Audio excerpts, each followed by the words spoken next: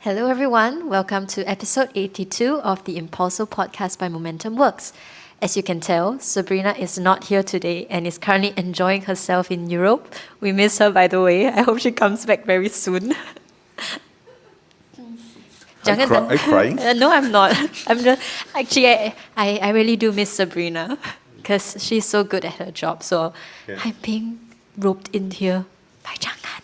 Okay, so this is Wei Han. For many of you who don't know her, she leads much of the insights work at Momentum Works, and many of the reports that you have seen, including e-commerce in Southeast Asia, coffee, etc., are actually produced by her and her team. So as she confessed to us a while ago that she has limited social energy, so let's see. Okay, so let's dive into what we're going to talk about today. Yeah. So in today's episode, we are actually going to be looking at the 618 e-commerce shopping festival that happens in China. So Zhang'an, can you just give us a lowdown on exactly what this festival is and what's its significance to both users as well as to many of like the platform companies and investors out there? I think many of you who have been following e-commerce in China as well as in Southeast Asia will be familiar with things like Double 11, right? The Singles Day. So that was created by Alibaba. It was the biggest shopping festival in China. JD.com, which was the major rival of Alibaba, created their anniversary sale in the middle of the year. It's because Double 11 is towards the end of the year, right? So they created a sale in the middle of the year. Called 618, which is allegedly the anniversary sale of JD, and other platforms followed suit. So you would have JD, Douyin, which is Chinese version of TikTok, Alibaba platforms. I think the others actually making major promotions and discounts during this shopping festival. And of course, we are in the month of June, which means that this year's 618 just passed. So what's... I was in Hangzhou and I bought lots of things this time around. Gentle will tell. I heard from our colleague as well that she has 30 parcels waiting for her waiting to be received by her, so she's looking forward to it. Really? It hasn't been delivered? It's already end of June. I have no idea. Maybe she sent it home. Okay. Yep. So actually, something's very different about this is 618.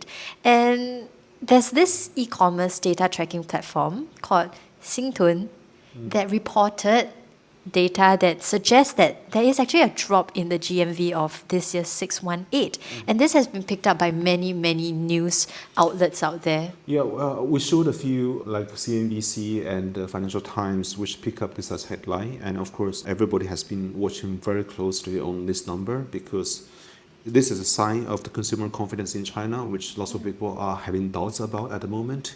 So as you can see from the headlines, it is the first time that there's actually a decline since 2016 when Syntun started tracking the data, which obviously is a big news, right? And it's also negative news. So speaking about Syntun's data, I'm pretty sure all of us are actually curious on what exactly has changed. So if we have to take a look here, we can see that even though there is an increase in the overall GMV growth for live commerce, but if you were to look at platforms as a whole, for different marketplaces, it actually decreased by 6.9%, which is almost or you can say 7% decline across all the platforms. Yeah. So would you consider this as something that is very significant or something that is very eye-catching for a lot of the people out there? It is definitely eye-catching because I think for Chinese audience and the external audience, it's a bit different, right? For external audience, this is a sign of, okay, maybe the economy is in trouble and maybe so the growth has stopped. For the Chinese audience, this is probably even more significant because we know this year that all the platforms have greatly simplified the promotion mechanics, right? I mean, what you see, the discounts is what you get. You don't have to do a complex like voucher stacking, etc., etc. So even if you make the discounts very, very obvious and very eye-catching, if people are still buying less, then that's a bigger trouble that we're looking at. Yeah. Yep. Okay, so I'm sure that because of this drop, people are actually starting to think a bit deeper into exactly what's going on behind the numbers. Or do they trust the numbers? Yeah, or do they trust the numbers? So we have seen reports from few analysts from banks. So for example, Citibank analysts here actually questions the data collection method and the estimates validity for Syntun. And we also have HSBC analysts suggesting that this decline may be attributable to changing of promotional periods across platforms and poor data collection. That's a very, very strong statement right there. I think that the general public would interpret this as some economic trouble in China, and I think investors will be nervous, right? Okay, Yes. should I adjust my positions and stuff? And I think the banks were the analysts were under pressure to deliver some kind of notes or updates to tell investors how they think, and we see in both these cases, right, HSBC as well as Citibank, they gave essentially opinions like rebutting, saying that okay, no, it should not be a decline. Yeah. So actually, I think for HSBC, they have also mentioned another data player, Yiguan, which reported very different 618 results. So what did Yiguan actually show is that there is a growth instead, and you can see that even that on average, platforms actually have a 13.6% growth, with Douyin being the fastest grower at 26.2%. Just by GMV. So it's kind of scary. Douyin is still growing fast. Yeah, they are actually very aggressive in terms of what they're doing. And JD, the original inventor of 618, seems to. I mean, if this data is to be believed, right? They seem to have the slowest growth. Mm-hmm. But do you know that? I mean, all the parcels I bought were from JD. Is it because you bought a lot of electronics for the podcast setup? Yes. So all the new equipment you see here, not the cameras, but additional sort of tripods and setup is from JD, and not necessarily because it's electronics, because the same goods are sold across different platforms, but because JD. I mean, if you order that from a major city, it gets delivered on the same day. Wow. So that's very fast. We will never experience that in Southeast Asia. Yeah, so I was in Hangzhou, right, for our sort of live commerce immersion, and then Chantel sent me a request, and we need to buy this. And I said, okay, if I go to Taobao, and they will guarantee that the goods will be sent out by tomorrow, the next day, so you will get it. It's probably like 2-3 days down the road. And then you look at JD, okay, if I order by 10 p.m., you can get it the next day. Wow. By 3 p.m. or something. So most of the orders I did, so I pretty much placed the order at night or in the morning, and I got it like in the afternoon. So it's pretty fast. Would you also attribute the slow growth to like them already having achieved very decent results in the past, and then this year they're just not putting as much focus into this area? Yeah, I think over the whole year, and you are finalizing the e-commerce report in Southeast Asia, and you will notice that a key trend in China for the last year or so is people are trying to attain low prices, right? Everyone's pushing the prices down to attract customers. I think thanks to a certain extent to the pessimism some consumers have about the economy, but also to Pinduoduo, which has been like a very price competitive. JD, for the same day delivery, that's probably, I didn't check other platforms, but the price I got is probably higher than what you would get in other platforms. And I'm not sure, like, for this shopping festival, how many consumers were like me, right, who want to get the things on the same day, or who wouldn't mind wait for 2 or 3 days to get a much bigger discount. True. And I guess a lot of consumers are now really valuing cost effectiveness in terms of all the products they are receiving, as compared to in the past. Some people would want to have it at very cheap prices, but quality not so good, or they prioritize quality over everything else. Yeah, I think just now you mentioned about how a lot of the platforms are actually doing to obtain this cost efficiency, and one big player is actually Alibaba. So for this year's 618, they have actually held their fort and have. So that's the data from Yiguan as well, right? Yeah, so they are holding at a 49.5% market share just by GMV alone in this time's shopping festival, and I think this is kind of like their way to counter the sentiments about the company. Yeah, I think we have been talking about Alibaba a lot this year, right? Because since March last year, they started this major transformation, which is painful, not easy. It's ultimately like a 250,000 people organization. So I do think that this year 618 they have been extra aggressive in not only the price setting but also lots of tactics, right? So I think many of the initiatives, many of the promotions they do might hurt their bottom line, but I think it's a battle they have to fight because otherwise they would not have the momentum. They would keep losing market share to Pinduoduo and Douyin. So they need to do something drastic. And the co-founders are now in charge, right? So they are probably the only ones who are able to mount this offensive and sacrifice some of the short-term financials to actually defend their market position in China. Okay, so we have heard a lot about what data providers are actually saying about 618, and we have mentioned about JD, we have mentioned about Alibaba. So let's take a look at exactly what each companies are saying about their sales for this year's 618. So you can see here we have JD, and they have reported that their live commerce order volume actually grew by 200%, and they have more than 500 million users actually placing orders on their platform for this year. So this seems to be suggesting that they are still growing quite a fair bit, and especially in the area of live commerce, which is, I would say that it's probably not their strongest suit as compared to other players like Douyin. I'm not sure if you watched Richard Liu's first live show, like the JD founder, where he was selling like eggs, where he was selling milk, and we're saying that because he was using a digital a digital copy of himself. It looked to us a bit fake because we've been studying like live commerce for a long time, but we showed that to our friends. Everyone thought, oh, this is him. Yeah. I guess they have been pouring a lot of resources because I think now, with so many other new players coming in, they have to defend on all ends. Yeah, so I think that they also need to send a signal to people that hey, we can do live commerce as well. We are not sort of held hostage by all this development by Douyin and Kuaishou. We can defend, we can build the technology, we can allow merchants to sell on live, and we can achieve a lot of orders on live as well. Yeah. Okay, so that's what JD has done, and now we take a look at what Tmall is doing. So Alibaba. Yeah, Alibaba's Tmall. So I think from here, right, the numbers looks impressive. So they have 365 brands with a GMV of more than 100 million Chinese yuan, and they also have more than 36,000 brands that have doubled their GMV during this 6-1. Compared to last year? Yeah, compared to last year. And they also mentioned about Taobao's live streaming rooms with a 53% year-on-year increase for those has a GMV of more than 100 million yuan.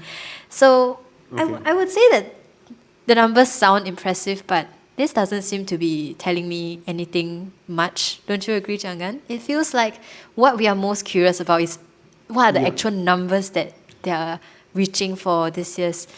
It looks like they are cherry picking and pick some metrics which are good to share with the audience, but at the same time shy about what's the total number. I mean, what's the overall achievement, right?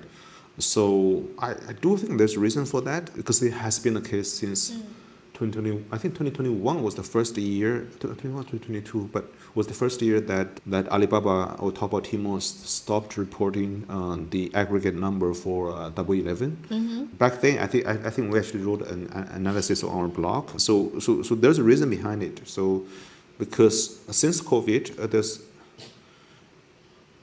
there's a bit of a problem with confidence in the economy, a bit of negative consumer sentiment. So if you report your number, which seems to be too good, and people will say that, okay, you are detached from reality. And people will not believe your numbers. If you report numbers which are bad, and of course people interpret, okay, this is a sign of the economy is not doing well. So either way, when people are not exactly happy, so whatever number you report will get interpreted in a negative way. So the result is that you might as well not share the message, but let third parties give the interpretation and let others to channel their energy to the third party rather than yourself. True. That's very true. Yeah. Yep. So then the question comes, right? Who actually has the truth? What exactly is the truth? And why is it so complicated to get the truth? So I think the one potential reason that people have uncovered is that maybe it's something to do with the dates that people use to actually calculate when 618 actually happens. So 618 doesn't happen on just one day, but it falls almost like on a whole month. So if you have two examples right here, you have Taobao Tmall with their 618 festivals running from 20th May to 28th June. So that's about 33 days, as compared to Douyin, which has a much shorter festival, which is around 26 days. So why does this make it difficult for us to actually understand the actual 618 numbers? Because you're not comparing apples to apples, right? So for example here, right, if Taobao starts on 28th May to 28th June, and Douyin has a different date, so how do you factor in, how do you compare effectively? Because do you think that the promotion period between the period of 20th to 25th of May, do you have the account for Douyin or do you not? Because Douyin is not running the promotions as Taobao would. So that's actually complicated. I do think that for the data platforms like Yiguan, they would pick a few days saying that we are trying to compare apples to apples, but does it capture the full picture? So it's less nuanced, right? Especially if they have different promotions running on different dates for each of the platforms, right? So like the discounts might be more. This year you have free shipping. Yeah, and also this year there are a few changes. So last few years, I think the major marketplaces like Taobao, Tmall, JD would have the pre-sale, right? So people can pre-order things, but actually during the promotion itself, they actually make the payment and complete the order. So initially the objective was to officially to get the merchant to be ready and get goods to be dispatched to warehouse, because you know that many of these pre-orders would likely translate into real orders. But it's also a way to boost up the numbers, right? Because giving people a longer period of time to make the orders.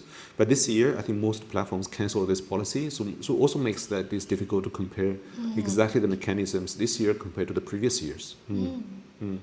So I think we have mentioned a fair bit on third-party data, platform data, but we also do have some data from government sources that might give us a glimpse on what might be happening on the ground. Okay, so the State Post Bureau, which actually regulates the express delivery industry in China, actually showed a 20% year-on-year parcel volume growth for this period of time. So that's between 20th of May to 16th of June, which covers most of 618 for the platforms. Yep, and yes, so they showed a growth in parcels, and I do think this year the platforms made it easier for people to cancel the orders. So which means that maybe some of the orders were cancelled before the parcels dispatched. But here what we see is that the actual increase in number of parcels. But of course, you can also argue that this year, because people are pushing for lower cost items, the average value of the parcel might be going down. But still, from a parcel volume point of view, at this day, you see a fairly decent growth, right? Yeah, definitely. And I think you can see that actually during the busiest day of this period, there's actually more than 580 million parcels processed. So you can imagine how busy the logistics and fulfillment infrastructure. 580 million parcels a day. That's like, wow, okay.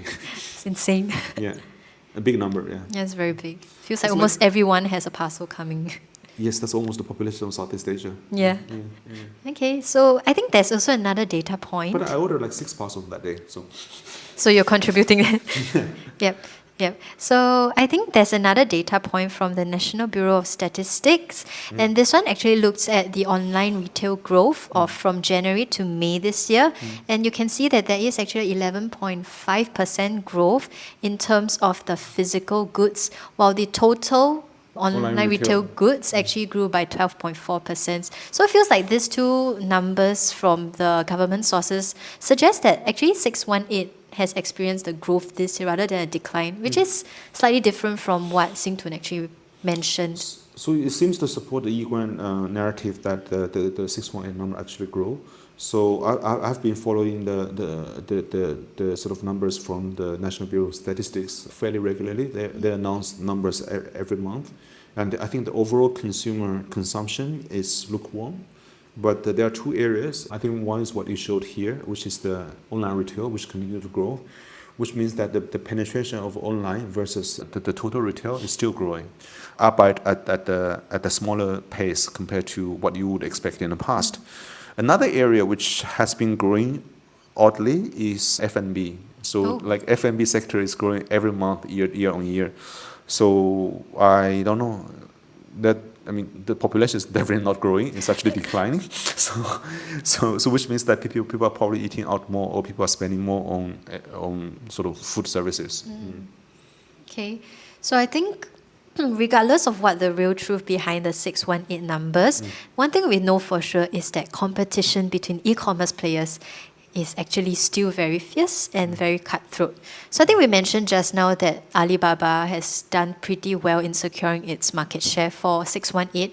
And I think it's a reflection of the types of pressure it has been facing. As you can see, it has been losing a lot of market share in recent years to newcomers like Pinduoduo, Douyin, as well as Kuaishou. Yep. And It's a tough environment. Yeah. yeah, I feel like even though we say that Southeast Asia's e-commerce is already competitive enough, if we take a step back to China's one, it's on another level, I have to say. It is. There are like 58 million parcels delivered on one day, and everyone tries to have a bigger piece of that pie.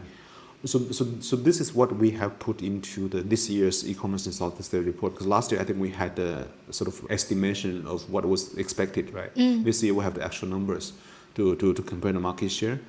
I do think that the Taobao and Temu or Alibaba platforms have been quite aggressive in defending. If you can look, you can see that in this year's 618 numbers.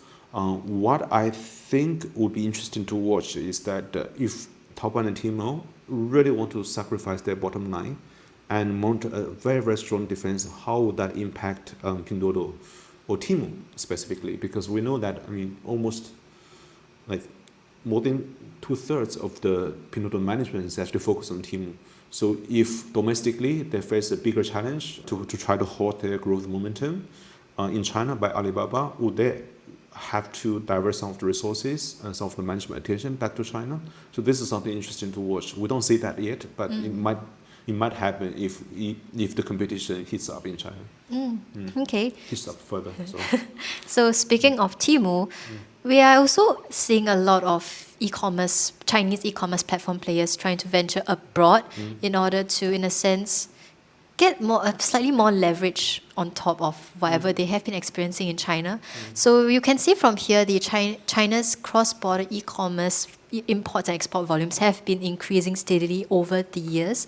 So this is the numbers from the customs, right? Yes, Chinese customs. Okay. And would you attribute this a lot to, let's say, there is a lot of commotion over, let's say, Temu. Back then there's Shein, there's a lot of AliExpress, Lazada, whatsoever that contributes to this? I wouldn't think that people want to do promotions per se. Right? If I were Temu, if I can grow my market share globally without doing a promotion, I would prefer that way. But of course, when you start from scratch, Temu started in September 2022.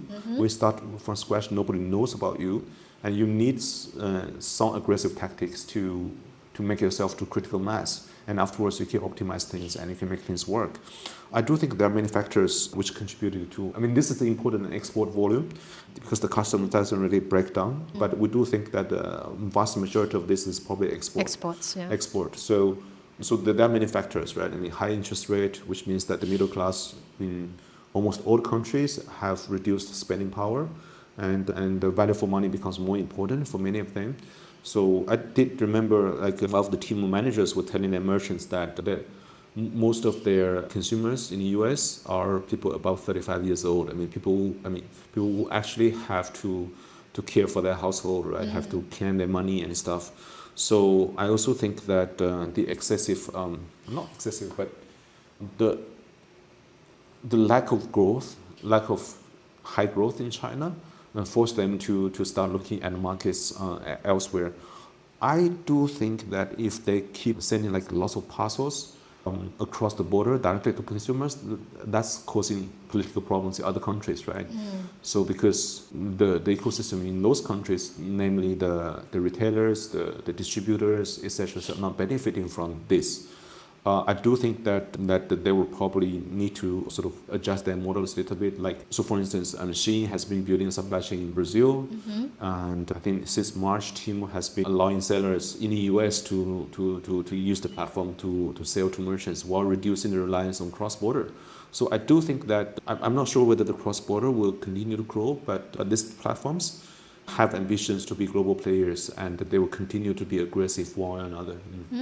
Okay, so I think that sums up what we have to share for today's podcast. But do stay tuned for our launch of e-commerce in Southeast Asia 2024.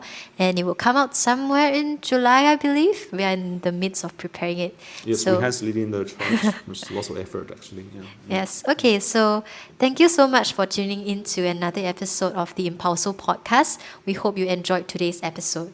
If you do, like our podcast and subscribe on YouTube, Spotify, Apple Podcasts, or your preferred podcast platform to stay up to date on the latest happenings and trends in tech, new retail, and the broader digital economy.